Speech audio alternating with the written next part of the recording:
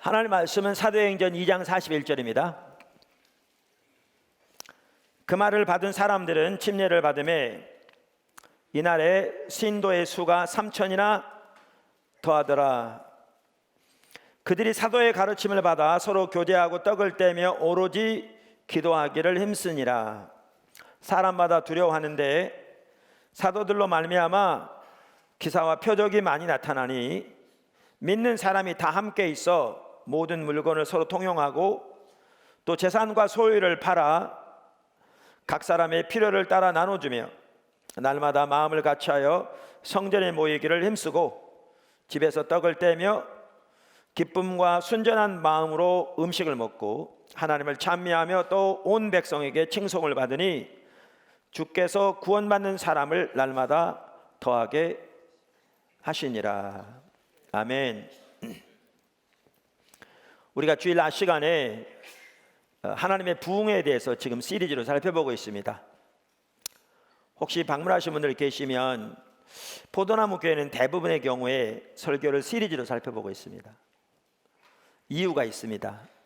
단편적으로 여기 조금 저기 조금 살펴보면 그때그때 부분적인 어떤 감정적인 감동은 받을지는 몰라도 우리가 어떤 한 부분에서 하나님의 길을 발견하고 그 길을 따라 삶을 조정하고, 삶을 조정할 때는 많은 대가 지불 때로는 필요합니다.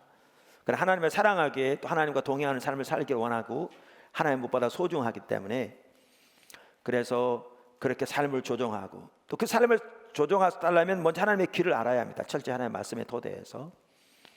이게 우리 신앙생활인데 이렇게 하려면 여기서 단편 저기서 단편 해가지고는 살아갈 수가 없습니다. 사실은 거의. 왜냐하면 지난주 걸 소화하기 전에 새로운 주제가 나오고 새로운 주제를 소화하기 전에 다른 주제가 나오면 사실은 아까도 말한 대로 일시적인 어떤 감정의 어떤 감동은 받을지 모르지만 정말 주님과 동행하는 삶은 그렇게 쉽지 않습니다. 그래서 우리가 이렇게 주제별로 살펴보는 것은 그 부분에서라도 우리가 더 무장돼지고 때로는 같은 분야를 다각도에 다룸으로써 하나님의 길을 더 배워가고 때로는 반복적인 걸 통해서 우리 자신을 돌이켜보고 이렇게 조정하고 주님 앞에 따라가기 위해서, 특별히 또 하나님께서는 교회를 인도해 가십니다. 성경대로. 그래서 그 시점마다 우리를 이렇게 우리 가운데 세워가기를 원하시는 부분들이 있죠. 그럼 그렇게 따라가면 주님이 우리의 삶 속에서 역사하시죠. 그러다 보니까 이렇게 가끔 그런 얘기를 듣는데, 주일날 설교 또 우리가 교회에서 이렇게 실시하는 성경 공부 이런 부분에 이렇게 하나님의 인도를 따라갈 때에 많은 경우에 성도의 삶 속에 그 실질적인 부분을 실제로 해가시는, 그래서 그 실질적인 걸 배우게 하시고 삶을 조정하게 하시고 그 하나에 자라나게 하시고 하나님과 동행하는 삶에 더 깊어지게 하시는 그러한 일이 있는 경우가 너무나 많이 듣습니다. 그래서 우리가 그렇게 하고 있습니다. 그래서 오늘은 그 부흥의 열매를 살펴볼 겁니다. 부흥의 열매. 지난주에 부흥의 모델은 오순절이다 이렇게 말씀드렸습니다.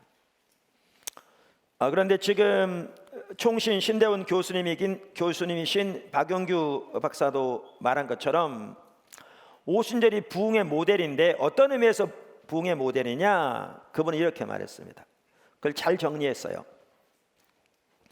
사도행전에는 부흥이 성령의 역사라는 사실, 말씀을 매개로 하여 시작된다는 사실, 참된 회개가 개인과 공동체에 임한다는 사실, 그리고 그 결과 성령의 충만, 놀라운 교회 성장, 사회 변혁이 이어졌다는 사실, 이 점에 있어서 모델이라는 거죠.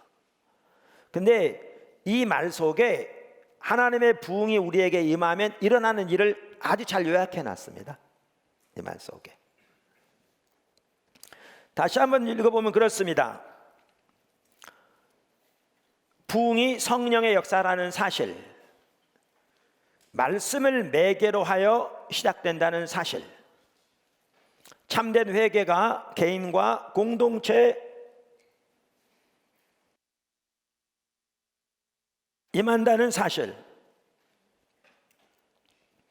그리고 그 결과 성령의 충만, 놀라운 교회 성장, 사회 변혁이 이어진다는 사실. 제가 이걸 2번씩이나 읽은 이유는 부흥의 열매를 한편은 잘 요약하고 있거든요. 자, 그러면 부흥의 열매를 하나씩 좀 살펴보기 원합니다. 첫째, 부흥은 성령의 부어주심입니다. 지난주에도 살펴봤습니다. 부흥은 단순한 회개 운동이 아닙니다. 부흥은 우리가 단순히 열심히 전도하는 것도 아닙니다. 부흥은 단순히 우리가 열심히 사회 운동을 해서 사회에 많은 변화를 가져오는 것도 아닙니다.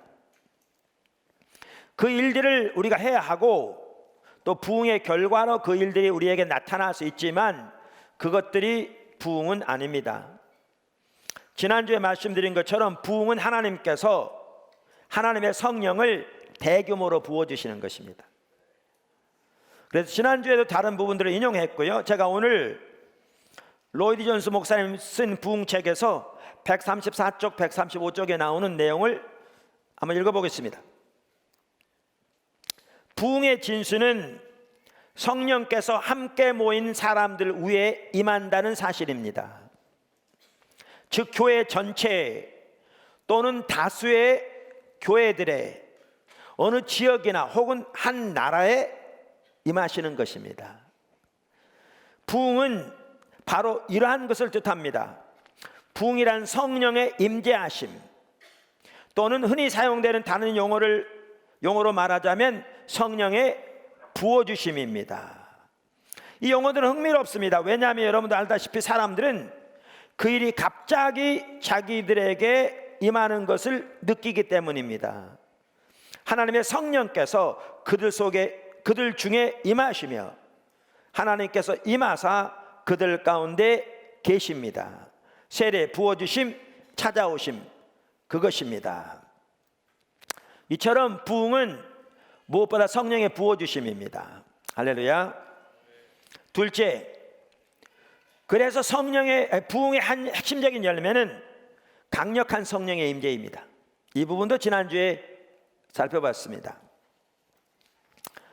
그러니까 부흥은 하나님께서 성령을 대규모로 부어주시는 것이기 때문에 부흥의 핵심적인 특징 중에 하나는 강력한 성령의 임재입니다. 성령이 어떨 때는 나라 전체에 덮어 있는 것처럼 느껴지기도 합니다. 지난주에도 제가 이 웨슬리 듀웰이 쓴 부흥의 불길이라는 이 책에 나오는 내용 중에 특별히 1857년에서 59년 사이에 뉴욕에서 한 사람이 정오 기도 시간에 기도하는 것부터 시작해서 일어났던 그 하나님의 부흥, 어떤 사람은 그것을 네 번째 각성운동이라 미국에 일어난 그렇게 표현하기도 하는데, 그때 있었던 그 하나님의 무서운 임재에 대해서 읽어드렸습니다. 제가 오늘은 다른 부분을 읽어드리겠습니다. 오늘은 이 책 215쪽에 있는 내용인데, 20세기 초에 에반 로버츠를 통해서 웨일즈의 놀라운 하나님의 부흥에 있었을 때 그때 있었던 일입니다. 근데 이런 일들은요, 하나님의 부흥이 임할 때마다 항상 일어납니다. 공통적으로 어느 곳에서나 느낄 수 있었던 주님의 임재. 웨일스 전역에는 하나님이 임재하신다는 놀라운 의식이 있었다. 여기 의식, 깨닫는 것. 그것은 어느 곳에서나 다 느낄 수 있는 의식으로 피할 수 없는 현상이었다. 교회나 기도회 때뿐 아니라 거리나 기차 안에서, 가정이나 심지어 선술집에서도 사람들이 성령에 사로잡혔다. 가난한 자나 부한 자, 노인이나 젊은이 모두 다 하나님에 의해 마음이 움직였다. 이 영적 부흥 기간 중에 참석했던 한 사람은 25년이 지난 후 그때를 회고하면서 당시 주님의 역사를 묘사할 만한 적당한 말이 전혀 없다고 하면서 자신이 받은 인상을 이렇게 요약했다. 그것은 어느 곳에서나 반드시 하나님의 임재를 느낄 수 있는 그런 것이었다. 실제로 그 R.B. 존스 목사님이라는 분이 이 웨일즈 부흥에 대해서 이렇게 쓴 책을 지금 인용하고 있는 거거든요. R.B. 존스 목사는 이렇게 말했다. 어느 곳에서나 주님의 임재를 느낄 수 있었다. 어느 곳이나 영적인 분위기에 젖어 있었다. 사람이 어디를 가든 상관없이 항상 하나님이 그곳에 가까이 계시다는 의식이 따라다녔다. 물론 부흥회에서 그런 의식을 느끼게 되는 것은 사실이었지만, 그렇다고 그런 의식이 부흥회에서만 느껴지는 것이 절대 아니었다. 가정이나 거리, 탄광이나 공장, 학교, 심지어 극장이나 술집에서조차 그것을 느낄 수 있었다. 한번 생각해 보실래요? 우리가 컨퍼런스 하면 성령이 이제 강력하게 함께 하시잖아요. 어떨 때는 더 강력하게, 정도의 차이가 있을지 모르지만 주일날 모였을 때도 성령이 이제 강력하게 함께 하시잖아요. 지금도 그렇잖아요. 우리 예배 중에 더욱더 그렇잖아요. 자, 그런데 지금보다 더 강력한 성령의 임재가 우리나라 전체 어디를 가든지 그렇게 함께 한다고 생각해 보세요. 집에서, 회사에서, 사람이 모인 곳마다, 예배 시간만이 아니라. 그게 부흥입니다. 그러니까 부흥 때는 이런 일이 일어납니다. 이런 일이 너무나 놀라운 일이겠죠. 상상만 해보세요. 우리나라 전체 하나님의 구름이 기둥이 덮어 있는 것처럼, 버스 안에서도, 심지어 술집 안에서도, 길을 갈 때도 사람들이 모여 있는 곳마다 하나님의 강력한 임재를 의식할 수 있게 되는 것, 얼마나 놀라운 일이 일어나겠는가. 그런 날을 위해 기도해야 합니다. 부흥이 올 때마다 이런 일이 일어납니다. 좀 더 읽어보겠습니다. 희한한 일은 사람들이 모이는 곳마다 하나님에 대한 경외심을 느끼게 하는 장소로 변했으며, 오락이나 술잔치가 벌어지는 곳은 특히 텅텅 비어 있었다. 많은 사람들이 선술집에 들어가 술을 주문한 다음에는 그 술에 손을 대지 않은 채 카운터에 그대로 두고 발길을 돌려 나왔다. 여호와의 임재 의식이 어찌나 실제적이든지 술잔을 입으로 가져가던 팔이 마비될 정도였다. 지금 이게 인용하고 있는 게요, 아까 R.B. 존스 목사님이 실제로 그 부흥에서 경험했던 내용을 책으로 쓴 내용을 지금 여기 기록하고 있습니다. 웨일즈 부흥 때 풋볼팀이라든가 그와 유사한 운동팀들도 해산되었다. 그 팀에 소속되어 있던 선수들은 게임을 하기보다는 주님의 은혜에 대해 간증하러 다니는 일을 더 즐거워했다. 탄광의 지하 통로나 바닥도 찬양과 기도의 장소로 바뀌었다. 광부들은 각자 일할 갱으로 뿔뿔이 흩어져 들어가기 전에 먼저 그곳에 모여 찬송하고 기도했다. 주간학교 어린이들조차 하나님의 은혜로운 능력에 사로잡혔다. 그래서 어린이들이 어느 곳에서 함께 모여 아주 인상적인 모습으로 함께 찬양하며 기도하더라는 이야기들이 여기저기에서 들려오곤 했다. 정말 하나님의 구름 기둥이 몇 달 동안 웨일즈 하늘에 멈춰 있었다. 이게 부흥의 특징입니다. 이게 헤브라디즈 부흥에 대한 얘기요, 동일한 얘기들이 나타납니다. 동일한 얘기가 나타납니다. 이와 같이 부흥은 하나님께서 하나님의 성령을 대규모로 부어주시는 것이기 때문에 부흥의 핵심적인 열매는 하나님의 강력한 임재가 한 지역에, 때로는 한 나라 전체에 머물러 있는 것이지요. 그 사람들이 하나님의 강력한 성령 임재를 인식하는 일이, 의식하는 일이 있어집니다. 세 번째, 강한 말씀의 권세. 강한 말씀의 권세. 성령께서 강력하게 임재하셔서 역사하시기 때문에 부흥 때마다 나타나는 한 가지 특징이 뭐냐 하면 강력한 말씀의 권세가 역사합니다. 강력한 말씀의 권세가 역사합니다. 사실 우리가 읽은 본문 말씀 오순절에 있었던 이 사건만 보더라도요, 그 내용을 명확하게 볼 수 있습니다. 우리가 오늘 읽은 본문 말씀은 오순절에 있었던 일이잖아요. 오순절날 성령이 마가의 다락방에 임하니까 사람들이 몰려들었죠. 이게 어찌된 일이냐. 어떤 사람들은 심지어 술 취했다고 비방하는 사람도 있었습니다. 그러자 사도들이 일어나서, 특별히 그 중에 이제 사도 베드로가 말하죠. 우리 술 취한 게 아니다. 지금 대낮이지 않냐. 지금 술 먹을 시간이 아니지 않냐. 그 얘기입니다. 이것은 하나님께서 성경에 예언한 대로 성령을 부어주신 것이다. 그러면서 그때부터 예수 그리스도를 전하기 시작했습니다. 강력하게. 자, 제가 36절부터 읽겠습니다.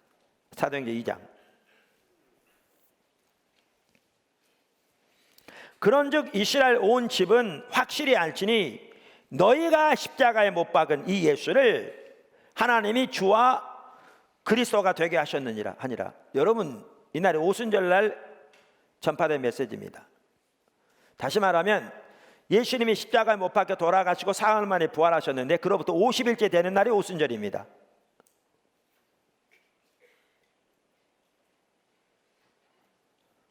두 달도 안 된 전에 예수님을 십자가에 못 박은, 그리고 그 일에 앞장선 그들을 향해 지금 외치는 겁니다. 예루살렘에서 너희가 십자가에 못 박은 이 예수를 하나님이 부활시키실 뿐만 아니라 그리스도와 주로 삼으셨다. 강력하게 외친 거죠. 그런데 얼마나 성령께서 함께 하셨든지 어떤 일이 일어났는가. 37절. 그들이 이 말을 듣고 마음에 찔려 베드로와 다른 사도들에게 물어 이르되 형제들아 우리가 어찌할꼬 가슴을 치면서 우리가 어떻게 하면 구원받겠느냐고 외쳤습니다.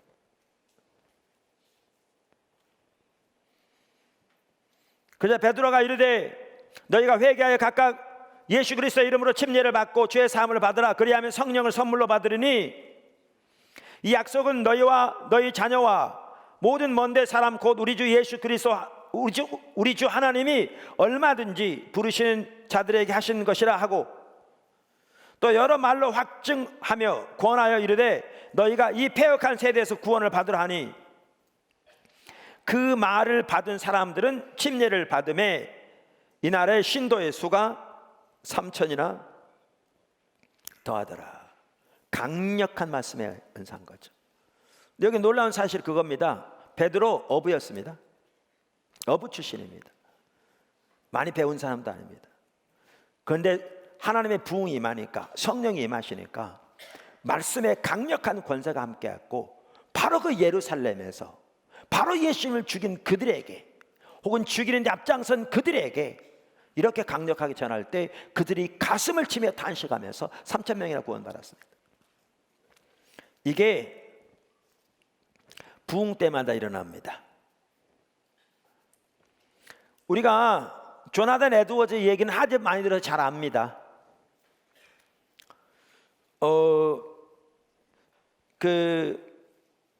1741년 7월에 그가 미국 커넥티컷주 인필드에서 설교할 때 미국의 대각성운동에 불이 지펴졌죠. 근데 그분의 그 이야기는 아까 말씀 잘 알려져 있는데 그 당시에는 이제 전기가 없었어요. 그러니까 이렇게 촛불을 켜놓고 설교하는 거죠. 밤 같은데. 근데 이분 눈이 안 좋았대요. 그러니까 촛불을 켜놓고 원고를 읽는 거예요. 이렇게 회등들이 있다면 촛불을 켜놓고 이렇게 가까이 대놓고 이렇게 읽는 거예요. 뭐 웅변적으로 설교하는 것도 아니고 이렇게 읽는 거예요. 그런데 어떤 일이 있었느냐? 특별히 그 설교 제목 우리말로 번역하면요. 번역하면 분노한 하나님의 손안에 있는 죄인들이라는 제목. 이렇게 설교하는데 사람들이 뒤집어지고 엎어지고 난리가 났어요. 소리를 지르면서 부르짖으며 탄식하고요. 자기 죄가 보이니까, 지옥이 보이니까. 환상으로 지옥이 보인다는 게 아니라 자기의 죄의 실체와 지옥의 실체가 깨달아지니까. 어떤 사람들은 그 가운데서 구원받은 그 기쁨이 넘치니까 환호하며 소리 지르면서 기뻐하고요. 어떤 사람은 자기는 구원받았는데 자기 가족들, 자기 이웃들이 구원받지 못한 걸 인하여 탄식하며 고통스러워하고요. 그냥 읽고 있는데.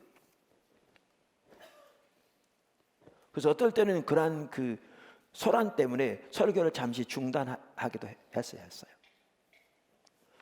그분이 훌륭한 설교자인 건 맞는데 훌륭한 선교자라고 그렇게 되는 게 아니거든요. 성령께서 강력하게 임하시는 게 부흥인데 임하셔서 역사하시니까 말씀의 권세가 강력하게 나타나는 거죠.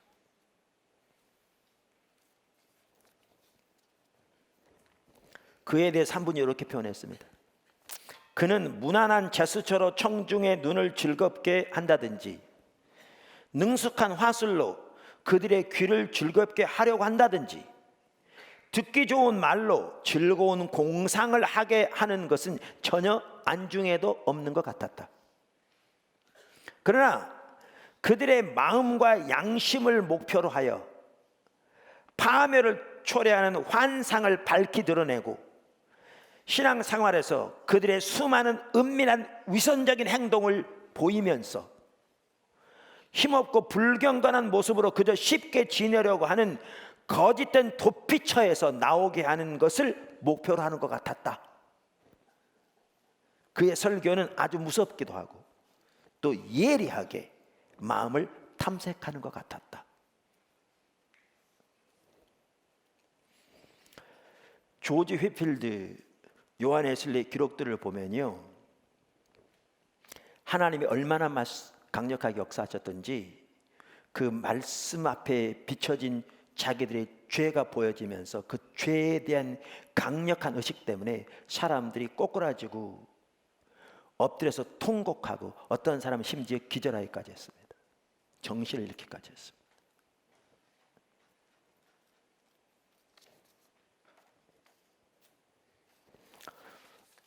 이렇게 부흥 때마다 강력한 말씀의 권세가 함께했습니다. 자, 그렇다면 그토록 훌륭한 사람들을 통해서만 함께했는가? 우리가 흔히 말하는 예를 들면 석학들이라고 표현할 수 있을 만큼 많이 배운, 그러니까 마틴 루터, 존 칼빈, 요한 웨슬리, 조지 휘필드, 조나단 에드워즈, 다 훌륭한 학자라고 할 수 있거든요. 귀한 사람들이거든요. 그럼 그들을 통해서 분명히 역사하셨는데 그들을 통해서만 역사하셨는가? 베드로는 전혀 아니었거든요. 어부였다니까요. 로이드 존스 목사님 책에 보면 재미있는 내용들이 있어요. 그 중에 하나를 소개하면 이런 내용이 있어요. 지금부터 한 200년 전인데 여러분 150년쯤 전인데 여러분 제임스 맥킬킨이라는 사람을 들어보셨습니까? 라고 물어요. 그 당시 영국에서도 아무도 들어본 적이 없는 거죠. 그만큼 무명의 목회자였죠. 근데 하나님이 강력하게 그를 사용하신 거죠. 더 재미있는 내용이 있어요. 데이빗 몰간이라는 사람을 아십니까? 들어본 적이 없죠. 한국 사람은 더욱더 조나단 에드워즈 그런 거 이해하지만 데이빗 몰간 도대체 누구예요? 들어본 적이 없는 거죠. 근데 그 데이빗 몰간 같은 경우에는 지금부터 150년 전쯤 사람인데 웨일즈 사람입니다. 아주 평범한 사람이었어요. 복음 사역자였는데요. 평범하고 잘 알려지지도 않았고 특별한 어떤 은사도 없었어요. 그의 목회도 별로 내세울 게 없었습니다. 근데 어떤 일이 있었느냐? 하나님의 성령이 강력하게 그에게 임했고 그는 2년 동안 사자처럼 부르짖었습니다. 하나님의 강력하게 사용하셨습니다.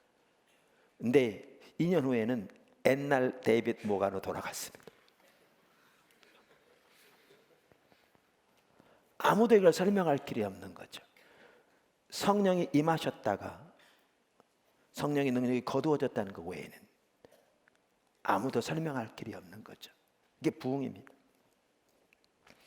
저는 그 책을 읽다 보면 흠모되는 한 사람이 있어요. 그 사람은 지금부터 약 200년 전쯤 사람입니다. 이름은 존 엘리아스라는 사람입니다. 근데 제가 왜 흠모하냐면요, 이 존 엘리아스라는 사람은 그 당시에 방탕함과 사악과 죄와 악행으로 유명했던 한 박람회에서 매년 열리는 박람회인 거죠. 그런데 이렇게 사악하고 타락하기로 소문난 박람회인 겁니다. 이 박람회에서 설교를 딱 한 번 했는데요, 그 설교로 인해서 그 박람회는 영원히 폐쇄됐습니다. 더 이상 소송하지 못한 거예요. 이게 말씀의 권세입니다. 이게 부흥 때 일어나는 강력한 말씀의 권세입니다. 음모만 하지 않으세요? 그 타락한 박람회에서 전통적으로 내려오던 딱 한 번 설교했는데 그 한 번의 설교로 그 박람회가 영원히 문을 닫게 됐어요. 인간적인 강압적인 제도 때문이 아니라 하나님의 말씀의 역사로.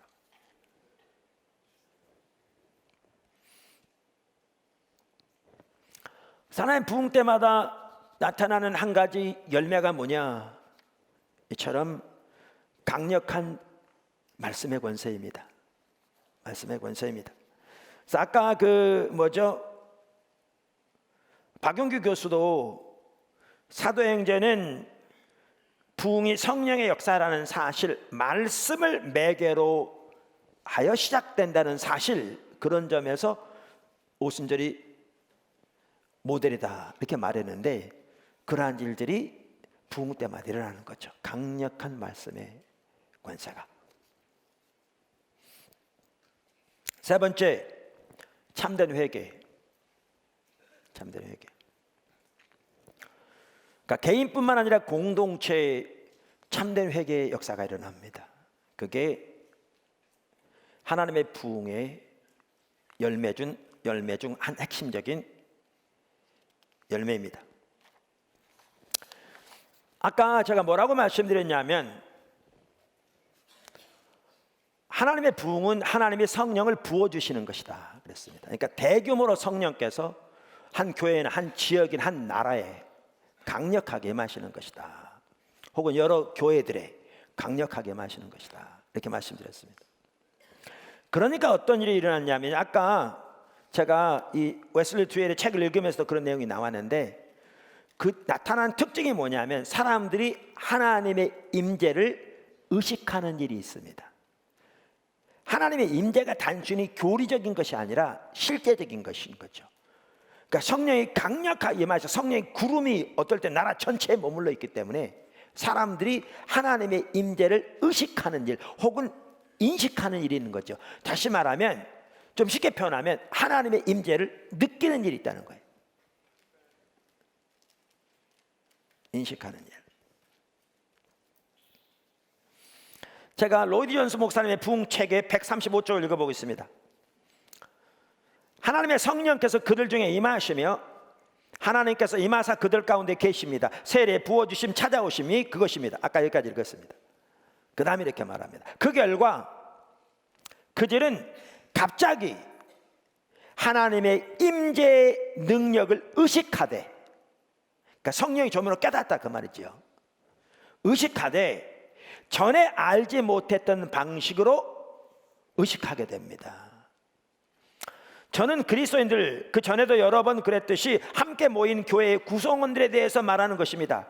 그러니까 성도들도 하나님의 임재를 새롭게 느낀다는 거죠. 더욱더 갑자기 그들은 하나님의 임재를 의식합니다. 단순한 교리가 아니라, 교리를 지적으로 믿는 것이 아니라 그 임재를 인식하고 의식할 일이 있게 된다 그 말이죠. 근데 이것은 믿는 사람들만이 아닙니다. 아까 우리가 살펴봤듯이 안 믿는 사람들까지도 그 임재를 강력하게 의식하게 되는 일이 있는 거죠.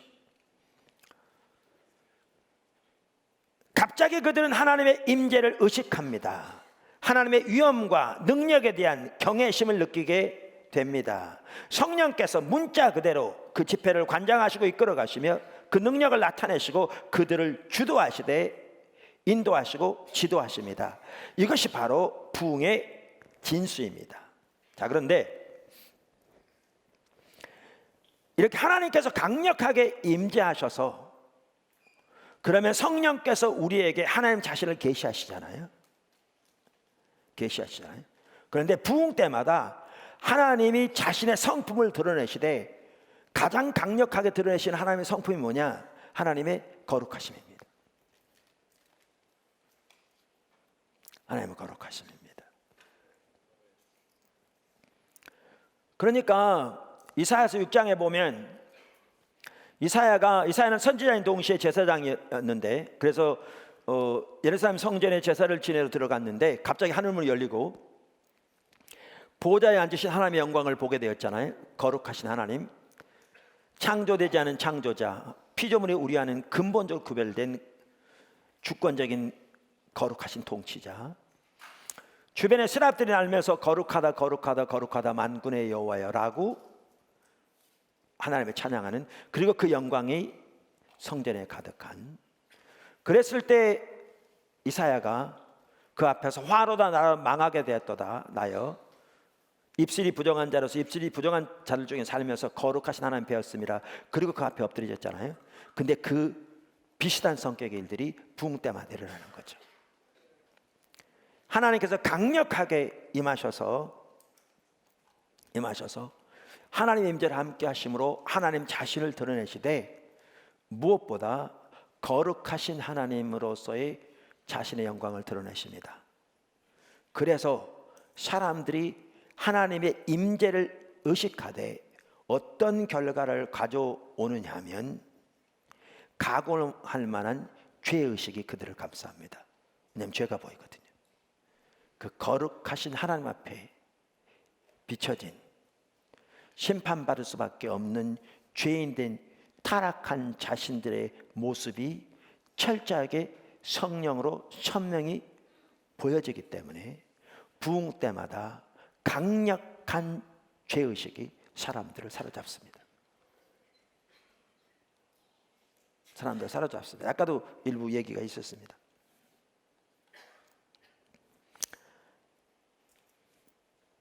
제가 부흥책을 다시 한번 읽어보겠습니다. 148쪽, 149쪽에 나오는 내용인데요. 현상의 문제에 대해서 약간 다루면서 나옵니다. 부흥 때마다 현상의 문제가 있습니다. 그리고 부흥 때마다 반작용이 있습니다. 항상 이해 없이 있었습니다. 그런데 반작용이 있는 주된 이유 중에 하나가 현상의 문제 때문에 그렇습니다. 그래서 이 부분은 제가 안식을 다녀와서 살펴볼 것입니다. 그래서 로이드 존스 목사님이 이렇게 얘기합니다. 그 부분을 약간 다루면서, 부흥 시 어떤 현상이 나타나기 시작한다는 것은 거의 부흥의 법칙처럼 보입니다. 즉 그 현상은 사람들이 단순히 죄를 깨달을 뿐 아니라 죄에 대해 고뇌함으로 죄를 깨닫는 것입니다. 이것은 단순히 자기들이 죄인이라는 것과 구주를 믿어야 한다는 것을 아는 것만이 아닙니다. 압도적인 권세에 밀려 심지어 육신적으로 아픔을 당하게 되는 것입니다. 죄의식 때문에. 그들은 문자 그대로 영혼의 고뇌를 체험합니다. 여러분은 존 버년의 이야기를 기억하고 있습니까? 그는 죄인의 괴수에게 넘치는 하나님의 은혜라는 책에서 거의 18개월 동안 어찌나 죄의식의 고뇌 속에 사로잡혀 있었던지 들에서 먹이를 찾고 있던 기러기가 부럽기까지 했었다고 토로합니다. 차라리 사람으로 태어나지 않았더라면 더 나을 뻔했다고 그는 생각했습니다. 이 고뇌, 이 무시무시한 죄책감, 부흥이 일어날 때 이러한 의식을 가질 수 있습니다. 사람들이 영혼의 고뇌를 하며 애통해야 합니다. 그들은 울부짖고 흐느끼며 다른 이들에게 들릴 정도로 고뇌합니다. 그러나 언제나 거기에만 머물다 마는 것은 아닙니다. 때로 어떤 사람들은 어찌나 깊은 죄책감을 느끼고 성령의 권능을 어찌나 강하게 느꼈던지 기절하여 땅바닥에 쓰러질 정도였습니다. 때로는 경련을 일으키기까지 했습니다. 어떤 사람들은 무식 속으로 빨려 들어가는 것 같았고 일종의 실신 상태에 들어가는 것처럼 보이기도 했습니다. 여러 시간 동안 그와 같은 상태로 있던 경우도 있었습니다. 제가 아까 말씀드렸잖아요. 이런 부분이 강력하게 나타났던 때가 언제냐면 18세기 웨슬리, 조지 필디를 통한 하나님의 놀라운 부흥이었습니다. 말씀이 강력하게 전파되니까 그 말씀의 권세 앞에 자기들의 죄가 보이니까 무소리만큼 가공할 만큼 강력한 죄의식 가운데서 사람들은 꼬꾸라졌고요. 어떤 사람은 쓰러졌고 심지어 어떤 사람은 정신을 잃었고요. 그 가운데 몇 시간 동안 머물러 있기도 했고요. 그 책에 보면 그 웨슬리는 때로는 그러한 역사를 기대하기도 했습니다. 그러한 역사 안 나타나면 혹시 하나님 역사하지 않나 이렇게 할 만큼. 조지 히필드는 처음에는 요한 웨슬리를 그러한 현상 때문에 대적했습니다. 근데 나중에 자기 집회에도 그런 일이 동일하게 일어났습니다. 중요한 것은 현상을 말하는 게 아닙니다. 그 부분 나중에 다룰 텐데, 사람들이 그토록 강력한 죄의식 아래서 꼬꾸라지는 일들이 있었습니다. 왜냐하면 하나님의 강력한 임재가 덮고 있기 때문에. 그래서 성령께서 거룩하신 하나님의 자신의 영광을 깨닫게 하시기 때문에 그 앞에 드러난 인간의 죄된 모습을 선명히 보게 되니까 그런 겁니다. 그러니까 아까 말한 대로 조나단 에드워즈가 설교할 땐 사람들이 그토록 울부짖으며 애통하며 쓰러지게 되었습니다. 그중 하나는 그 죄의식 때문에 그렇게 했습니다. 그런데 하나님의 부흥 때마다 이렇게 하나님의 거룩함이 강력하게 제시될 뿐만 아니라, 그래서 사람들이 그 죄의식 앞에서 고뇌하고 고통할 뿐만 아니라 부흥 때마다 어떤 일이 일어났는가? 예수님이 십자가가 항상 선명하게 드러났습니다. 그러니까 성령이 강력하게 임재해 계시니까 예수님 십자가에 나타난 하나님의 사랑, 하나님의 긍휼, 더 나아가 하나님의 공의가 거기에서 만족되어진 그 죄 용서, 그 은혜, 그 십자가 부활의 승리가 어느 때보다 강력하게 보여집니다. 그러니까 여러분 이거 아십니까? 하나님의 부흥이 임할 때마다 많은 찬송들이 주어졌습니다. 실제로 우리나라 찬송가에 있는 찬송도 보면 언제 지어졌느냐? 부흥 때 대부분 지어졌습니다. 성령께서 강력하게 임하실 때마다 많은 찬송들이, 찬양들이 주어졌습니다. 그런데 부흥 때마다 주어진 찬양들 중에 너무나 많은 찬양들이 뭐에 관한 찬양인 줄 아십니까? 십자가에 관한 찬양입니다. 십자가에 관한 찬양입니다.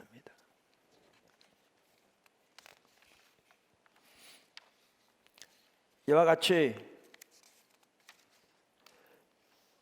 그러니까 이 부흥 때는 당연히 그 결과로 뭐가 나타나겠습니까?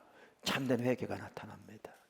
자기들의 죄가 보이고 타락한 모습이 보이고, 그러니까 과거 얼마나 죄책감 가운데 그들이 예수 그리스도를 믿음으로 돌이킬 뿐만 아니라 주님께로 근본적으로 회개하고 돌아서는 이러한 일들이 일어나지요. 다섯 번째, 대규모로 구원을 받습니다. 이런 영혼들이 대규모로 구원받습니다. 부흥의 한 중요한 특징입니다. 우리가 읽은 본문 말씀만 보더라도 그날 3,000명이 구원받았습니다. 엄청난 내용이잖아요. 120문을 시작한 교회가 하루에 3,120명이 됐어요.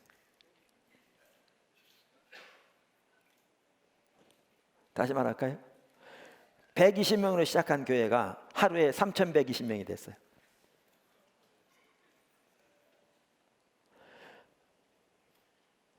사도행전 4장에 보면 5,000명이 구원받습니다.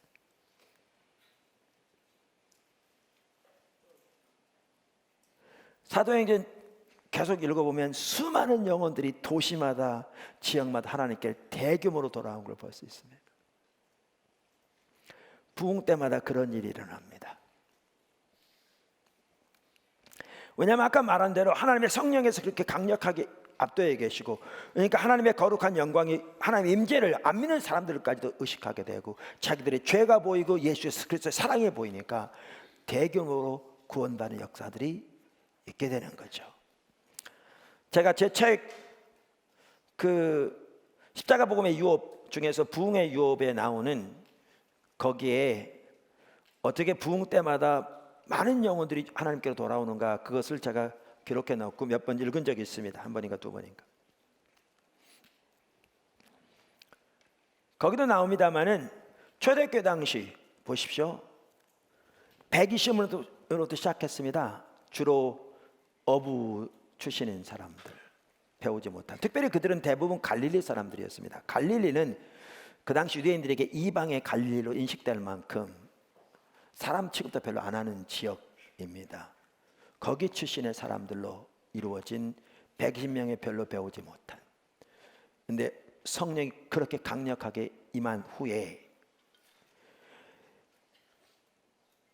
오순절 성령 강림 서기 약 80년이 일어났는데, 그때 교회가 이제 시작되어져서 신약의 교회가 반세기 만에 로마 제국 안에 기독교인이 14만 명이 되었답니다.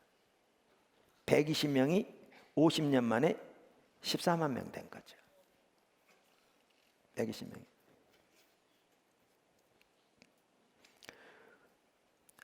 뿐만 아니라 2세기 초에는 그 숫자가 놀라웠게 더 증가했고, 2세기에 접어들면서 기독교가 아라비아, 페르시아, 북아프리카, 아르메니아, 폰투스, 오늘날의 프랑스, 영국까지 확산되었고요. 2세기 말에는 로마 제국뿐만 아니라 메소포타미아의 모든 지방에서 기독교인을 찾아볼 수 있었답니다. AD 300년까지 로마 제국의 모든 도시와 지방에까지 복음이 전파되었고, 그 중에서도 시리아, 소아시아, 이집트, 북아프리카에서 더욱 급속도로 확산되었습니다. 18세기 부흥의 세기라고 해도 과언이 아닐 만큼 정말 하나님 놀라운 부흥의 역사가 있었는데, 요한회스를 통한 부흥의 역사만 하더라도 그렇습니다. 참 귀한 사람입니다. 그 당시엔 비행기도 차도 없었는데요, 52년 동안 설교했습니다. 52년 동안 설교를 주로 말을 타고 다녔는데 40만 킬로를 다녔답니다. 40만 킬로. 요즘 비행기 타고 마일리지 40만 적립하기도 쉽지 않을 거예요. 40만 킬로니까 마일로 따지면 1.6으로 나누면 얼마예요? 한 25만? 비행기 타고도 25만 마일리지 하기 쉽지 않을 텐데, 그냥 다닌 게 아니라 다니면서 말씀을 전한 게 40만 킬로. 그는 4만 번 이상 설교했고요, 250권의 책과 전도책자들을 만들었다고 합니다. 근데 1771년 그가 세상을 떠날 때 19명의 선교사, 492명의 감리교 설교자, 7만 1668명의 영국 감리교인, 4만 3265명의 미국 감리교인이 있었다고 합니다. 엄청난 내용인 거죠. 그로부터 110년 안에 감리교에서는 기하급수적으로 감리교세가 성장해서 교회 수가 거의 9만 개에 이르렀고, 교인 수가 거의 4천만에 이르렀답니다. 그 당시에. 부흥의 결과죠. 여러분, 오늘날 전 세계에 있는 장로교인 수가 총 1700만입니다. 오늘날. 근데 그 당시 인구로 얼마나 놀라운 역사입니까? 이게 부흥의 결과들입니다. 부흥의 결과들.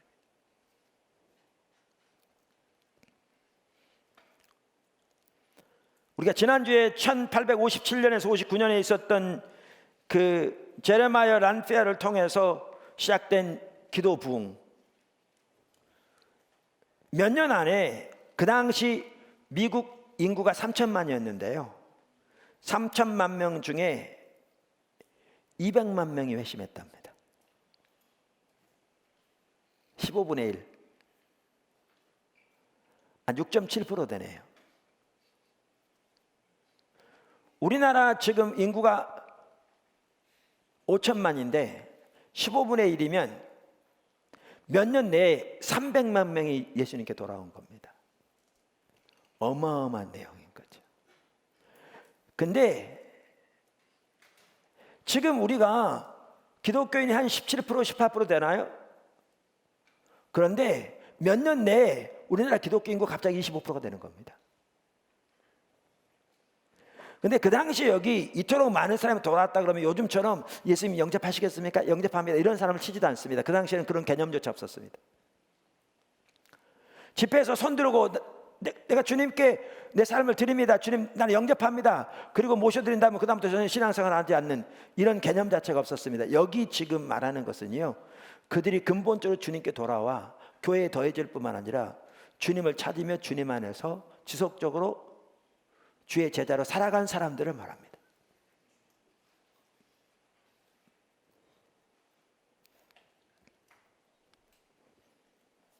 지난번에 평양 대부흥의 결과도 말씀드렸는데 1901년 우리나라 기독교인이 9,000명이었답니다.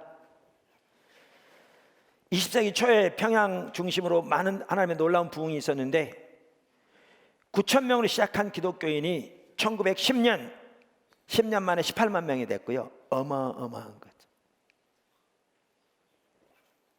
우리 한국 평양에서, 우리나라에서.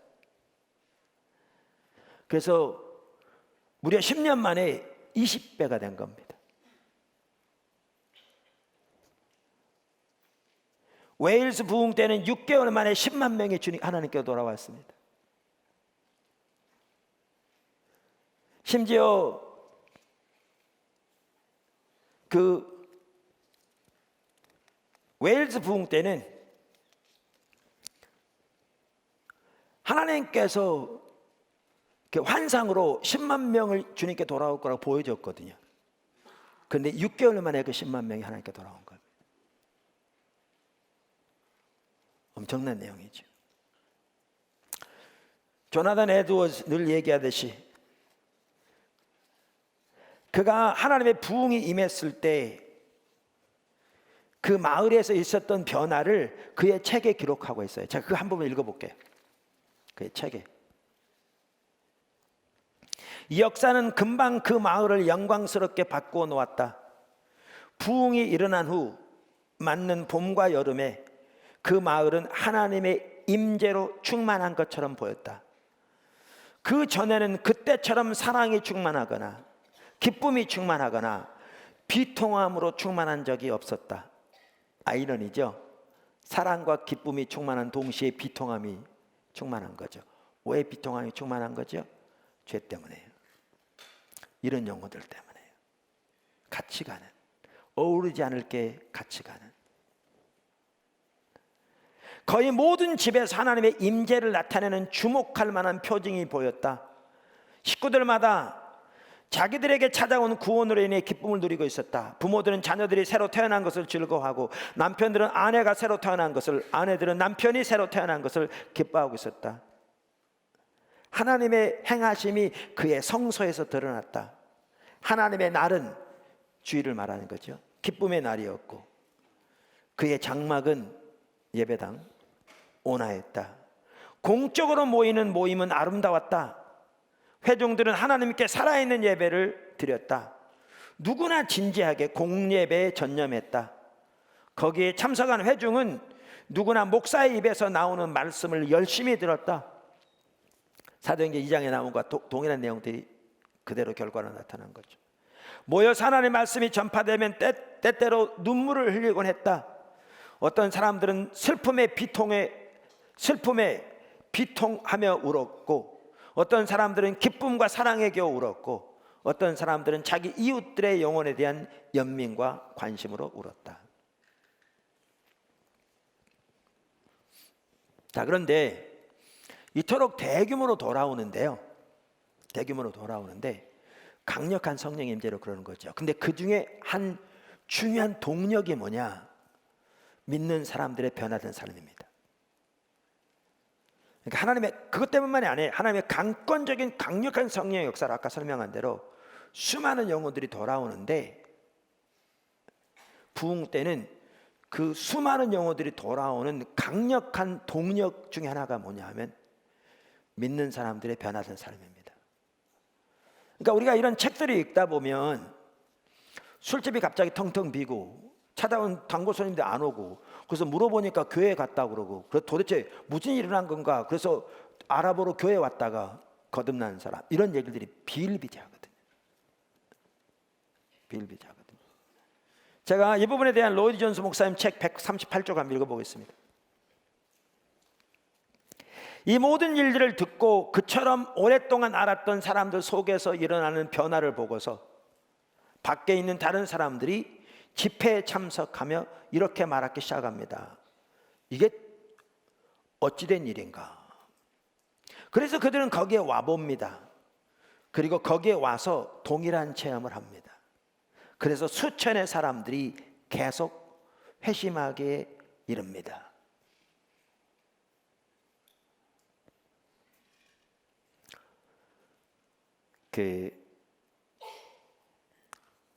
제가 웨일즈 부흥이 일어났던 거 모리아 채플이 있잖아요. 거기 가봤거든요. 조그마한 옛날 채플. 그 옆에 그 당시 이미 옆에 있는 더 넓은 그 예배당이 지어져 있었는데도 청년들 데리고 조그만 데서 모였는데 거기에서 부흥이 만 거예요. 근데 그 옆에 가봤더니요, 의자에가 번호가 달려 있어요. 왜냐하면 사람들이 많이 몰려오니까 의자를 샀어야 했어요. 거기 앉으려면.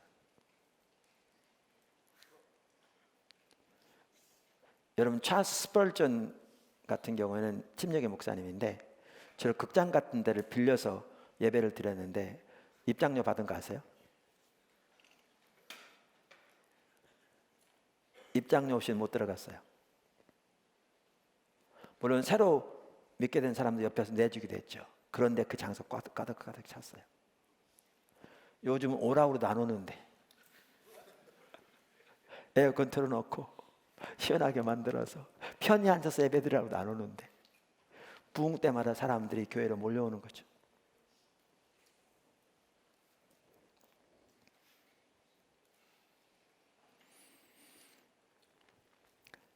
그래서 수천의 사람들이 계속 회심하게 이릅니다. 실로 전체 이웃들이 성령에 충만한 것처럼 보입니다. 성령께서 어느 곳에나 계신 것처럼 보입니다. 이렇게 변화된 사람들의 그것을 통해서 그것이 계기가 되는데, 아까 말씀드린 그것만이 아니에요. 성령의 강력한 인재 때문에. 제가 좀 더 읽어볼게요. 사람들은 여러 집회에서 회심할 뿐 아니라 어떤 사람들은 그 집회를 도착하기도 전에 집회를 향해 가는 길목에서 회심하기도 합니다. 어떤 사람들은 밤중에 깨어 일어나서 영적 각성을 받기도 합니다. 오늘날도 그랬으면 좋겠어요. 보통 때와 똑같은 느낌으로 잠자리에 들었지만 깨었을 때는 무서운 죄의식을 갖게 되고, 그래서 일어나 하나님께 기도하며 긍휼을 베풀어 달라고 탄원하는 일이 일어납니다. 그 순간에 어느 누구도 그들에게 이야기하지 않았습니다. 역사하시는 이는 하나님의 성령이십니다. 성령께서 전체 사항을 주도하고 계시는 것입니다. 우리가 지난주 살펴본 그 기도 부흥 때 뉴욕에 배가 200km라고 그랬나요? 400km. 400km 전부터 성령의 임재가 함께하니까 배 안에서 뉴욕에 어떤 일이 일어난지도 모르고 있는 사람들이 땅에 꼬꾸라져 회개하며 예수를 믿게 되었다. 어떤 배에는 그 배가 뉴욕에 항구에 도착할 때까지는 배에 타고 있던 모든 사람들이 이미 구원받은 후였다. 성령의 임재로. 그런데 이렇게 돌아오되 중요한 요인이 성도들의 변화된 삶을 통해서입니다. 여섯 번째, 많은 기독교 기관들이 세워집니다. 하나님의 부흥이 임하면 사람들이 이렇게 대규모 구원을 받을 뿐만 아니라 복음의 사역에 삶을 드리는 사람들이 많아집니다. 그래서 신학교들이 세워지고, 학교들이 세워지고, 자선단체들이 세워지고, 선교사로 지원하는 사람들이 많아집니다. 선교단체들이 세워지고, 그래서 많은 기독교 기관들이 세워집니다. 이 책은 정수영 목사님이라는 분이 침례교 목사님인데 귀한 분이세요. 쓴 새 교회사 2권입니다. 이분 책 잘 쓰시도록 포도나무께서 작지만 계속 후원하고 있기도 합니다. 이 책 규장에서 나온 책입니다. 이 책의 444쪽에 보면 미국의 제1차 대각성운동, 그 1차 대각성운동 때에 조지 히필드, 조나단 에드워즈 같은 목사님들이 하나님께 귀하게 쓰임 받았습니다. 그 1차 대각성 운동의 결과를 여기에 요약해 놨습니다. 제가 읽어보겠습니다. 이 책에 나와요.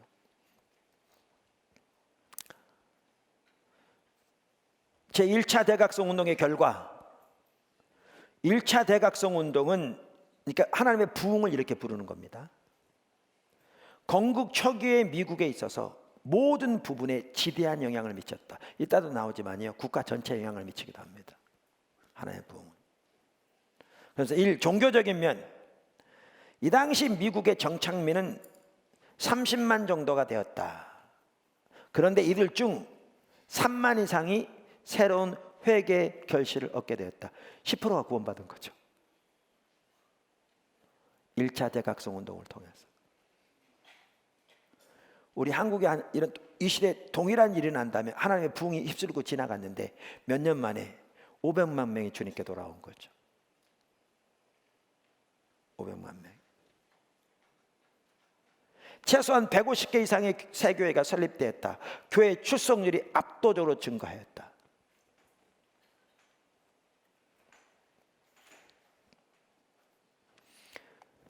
부흥이 올 때마다 교회가 텅텅 비어있던 교회들이 차고 넘치는 거죠. 젊은 목회자들의 설교, 이 말은 숙련되지 않은 목회자들의 설교를 성도들이 귀를 기울여 듣고. 근데 여러분 이거 아시죠? 미국에 911 일어났을 때, 그래서 월드 트레이드 센터 둘 다 가라앉았을 때, 그때 포도나무 교회 지체들 자녀 몇 명이 그 뉴욕 근처에 살고 있었거든요. 뉴욕에 그 근처에. 근데 그때 전해온 얘기를 들으니까요, 주일날 예배당이 차고 넘쳤대요. 미국 사람들 입장에서 보면 이렇게 영국과의 전쟁도 있었고 남북 전쟁도 있었지만 외세 침해를 받아서 자기들의 심장부가 그렇게 된 적은 한 번도 없었잖아요. 두려움 때문에. 근데 그거는 부흥은 아니었죠. 그러니까 사람들이 교회는 몰려오는데 그때 헨리 블랙카비 목사님이 진정한 회개가 일어나지 않고 있다 교회 가운데 그랬어요. 그것은 두려움에서 나온 거죠.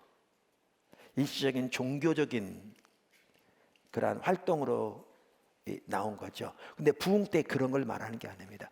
부흥 때 예배당이 차고 넘치는 것은 근본적으로 구원받은 그들이 변화된 그들이 하나님의 말씀을 듣기 원하고 하나님 예배하기 원하니까 몰려드는 거죠. 그거는 근본적으로 다르게.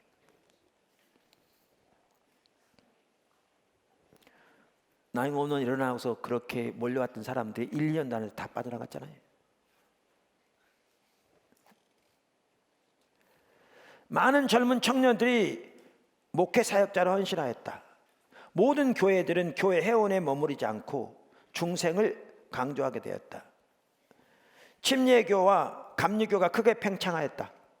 그 까닭은 대각성 운동을 이끌어간 지도자가 모두 장로교 지도자였고 회중파 목사였다. 그런데 저들의 강조는 개인적 신앙생활을 강조했으므로 유아 세례에 의한 회원을 인정하는 장로교회를 떠나게 되었다. 가정 방문과 주중에 성경 공부가 증가되었다. 즉흥적인 설교가 유행하였다. 성경의 권위에 대한 새로운 인식이 증가되었다. 많은 신학 서적이 기록되었다. 자, 두 번째 사회적인 면 이렇게 말합니다. 가정, 직장, 사회의 고차원적인 윤리가 강조되었다. 그러니까 윤리적인 기준이 높아집니다. 부흥이 오면 이따 나누겠지만. 그 다음에 사회에 대한 자선사업 운동이 시작되었다. 세 번째 교육적인 면. 많은 학교를 건설하는 붐이 일어났다. 프린스턴 칼리지, 다트머스 칼리지, 로드 아일랜드 칼리지, 퀸스 칼리지, 킹스 칼리지, 워싱턴 칼리지, 귀한 학교들이거든요. 지금 이 부흥의 결과로 세워진 겁니다.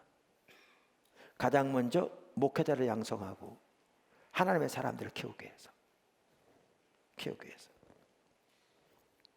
정치적인 면. 대각성 운동은 미 합중국을 결성하게 된 13개 식민주 전체를 하나로 묶어가는 최초의 움직임이 되었다.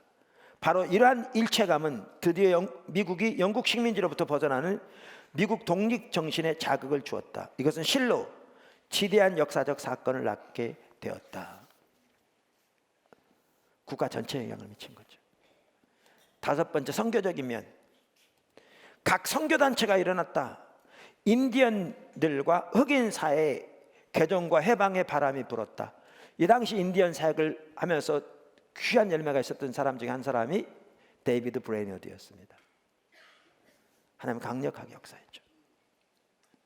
그물에 관한 책이 데이비드 브레이너드의 일기라고 조나단 에드워즈가 그 책을 이렇게 내게 된 거죠. 일기를 가져다가 데이비드 브레이너드가 죽은 후에 하나님이 귀하게 함께 하시는 가정을, 그러니까 건강을 돌보지 못해서 일찍 죽었거든요. 여섯 번째, 그러면서 이제 일부 부정적이면 너무나 감정적으로 흐르는 부분도 있었다. 뭐 이렇게 나옵니다. 보십시오. 하나님의 부흥이 임하면 어떤 일이 있는가? 이와 같이 수많은 젊은이들이 또한 사람들이 복음의 사역에 헌신합니다. 그러다 보니까 신학교들이 세워지고 선교단체들이 세워지고 학교들이 세워지고 자선단체들이 세워지고 고아원들이 세워지고 이러한 놀라운 많은 기독교 기관들이 설립됩니다. 마지막 일곱 번째, 사회 변혁. 하나님의 부흥은 여기서 끝나지 않고요, 사회 전체의 변화를 가져옵니다. 아까 이 책만 하더라도 미국의 제1차 대각성 운동이 어떻게 미국 사회 전체에 영향을 미쳤는가도 지금 기술하고 있습니다. 그 부흥이 임하면 현상의 문제가 있는데 그 현상의 문제를 가장 잘 다룬 책 중에 하나가 존 화이트 박사가 쓴 능력 표적이라는 책입니다. 근데 그 책에도 보면 하나님의 부흥이 임하면 때로는 1세기에 걸치도록 그 사회 전반에 놀라운 변화를 가져온다 이렇게 말합니다. 대표적인 예가 18세기의 웨일즈 부흥입니다. 죄송합니다. 그 웨슬리를 통한 하나님의 부흥입니다. 그 웨슬리를 통한 하나님의 부흥이 오기 전에 영국 사회가 어떤 사회였는가를 읽어드린 적이 있잖아요. 이 책에도 나온. 정말 심각했거든요.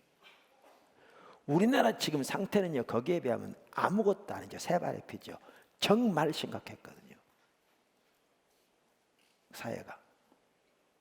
그래서 안 믿는 역사가들도 그러니까 웨슬레나 휘필드를 통한 그러한 운동이 없었더라면, 그들은 하나님의 존재를 안 믿으니까, 영국에도 프랑스 혁명과 같은 혁명이 일어나서, 유혈혁명이 일어나서 나라가 100년 후퇴했을 것이다 이렇게 다 말하거든요. 그런데 그 심각한 상태에 있던 나라를 하나님이 그토록 변화시킨 것이 뭘 통해 하셨느냐? 하나님의 부흥을 통해서 하셨거든요. 사회의 변화를 가져옵니다. 오늘날 학자들이 대부분 부흥은 두 단계로 온다 이렇게 말합니다. 두 단계로 온다. 그러니까 용어는 각기 달리 불러요. 그러니까 두 단계로는 어떻게 두 단계로 오냐? 가장 먼저는 교회 안에 옵니다. 아마 말씀드렸을 겁니다. 교회 안에 성도들이 변화되고 주님을 사랑하게 되고 신앙의 본질에 돌이켜지게 가능합니다. 그래서 부흥이 신앙의 본질이 부흥이 오는 준비 단계 핵심적인 요소죠. 예배가 회복되고 하나님의 생명 역사가 넘치는. 자, 그런데 이것을 일부에서는 부흥이라고 그럽니다. 그러니까 헨리 블랙가드 목사님이나 그 외 다른 분들은, 그러니까 부흥이란 말은 영어로 revival을 그러잖아요. 그러니까 revive, 이 말은 그 라틴어로 다시 살다는 뜻이에요. 다시 산다. 그러면서 두 번째 단계는 뭐냐면 이제 교회 밖으로 흘러 넘칩니다. 그래서 이 교회 밖에까지 영향을 미치는 것을 뭐라고 부르냐, 이렇게 부르는 사람들은 각성이라고 합니다. awakening. 그래서 제1차 대각성 운동, 2차 대각성 운동 이렇게 부릅니다. 근데 어떤 사람들은 교회 내에 임한 강력한 이 역사를 갱신이라고 부릅니다. 영어로 renewal 이렇게 부릅니다. 그 다음에 교회 밖에까지 미치는 것을 부흥이라고 부릅니다. revival. 그러니까 용어가 다를 뿐이지 이 같은 걸 의미합니다. 자, 그러면 예를 들면 1980년대만 하더라도 놀라운 치유 역사가 교회 안에 일어났습니다. 여기저기 세계적으로 보더라도요. 사람들이 놀랍게 치유됐습니다. 육신뿐만 영적으로 회복됐습니다. 하나님께 관계가 회복됐습니다. 하나님께 대한 헌신이 더해졌습니다. 교회 안에 새로운 그 열기가, 예배가 회복되어지고 그 하나님이 함께 하시는 은혜가 거기에 회복되어졌습니다. 자, 이런 일이 있을 때 이게 부흥인가? 그러니까 제가 부흥은 아까 말한 이 전체를 말하는 겁니다. 부흥인가 이렇게 볼 때 두 가지를 특별히 봅니다. 이런 영혼들이 대규모로 돌아왔는가, 두 번째는 사회에 놀라운 변혁이 일어났는가, 도덕적인 수준이 높아지고 빚을 갚고 범죄율이 떨어지고 사회 변화가 일어났는가, 이것까지 봅니다. 만약에 그게 일어나지 않았다면 갱신은 될지 몰라도 부흥은 아니라, 다른 말로 표현하면 부흥은 될지 몰라도 각성은 아니다, 이렇게 말하는 겁니다. 하나님의 진정한 부흥이 임하면 어디까지 열매가 나타나는가? 사회의 변혁이 동반합니다. 높아진 도덕적인 수준으로 인해서 범죄율이 줄어들고요, 확연하게. 때로는 제도적인 변화가 일어나고요. 그래서 어떨 때는 한 세기 100년에 걸치도록 그 나라의 사회 전반이 바뀌는 일도 있습니다. 그게 하나님이 2000년 동안 하나님의 부흥을 이 지구 역사상에 보내실 때마다 여러 나라에서 일어났었던 일들입니다.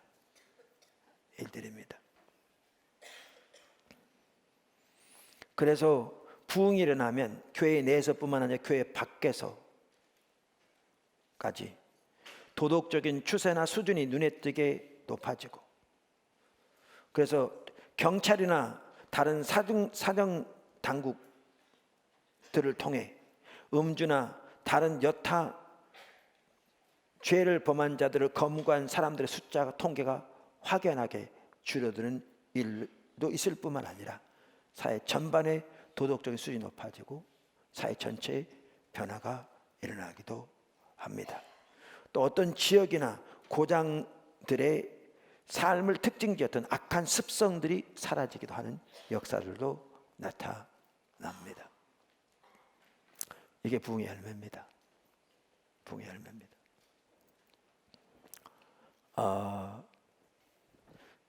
제가 최근에 어제 포도나무께서 오랫동안 신앙생활 하다가 지금 다른 교회 사역자로 나가 있는 젊은 한 청년과 통화했습니다. 이제 다른 교회 나가 섬기다 보니까 그게 더 보였는지 나한테 그러더라고요. 포도나무 교회가 여기까지 세워진 것이 결코 쉬운 일이 아니었네요, 그러더라고요. 결코 쉬운 일이 아니었죠. 근데 하나님의 은혜로 여기까지 왔습니다. 결코 쉬운 일이 아니었는데 주님이 하셨습니다. 근데 우리는 이제 하나님의 부흥이 이 땅 전체에 임하도록 기도해야 합니다. 우리 가운데 더욱 임하도록. 아까 말씀드린 대로 하나님의 임재만 하더라도 우리가 모일 때 하나님의 임재가 참 함께 하시고, 어떨 땐 더욱더 함께 하시고 귀하지만, 그런 정도가 아니라 하나님의 더 강한 임재가 이 나라 전체에 머물러 있는, 사람들이 모인 곳마다 버스 안에서도 길을 가면서도 하나님의 임재를 의식할 수 있는, 심지어 술집에서도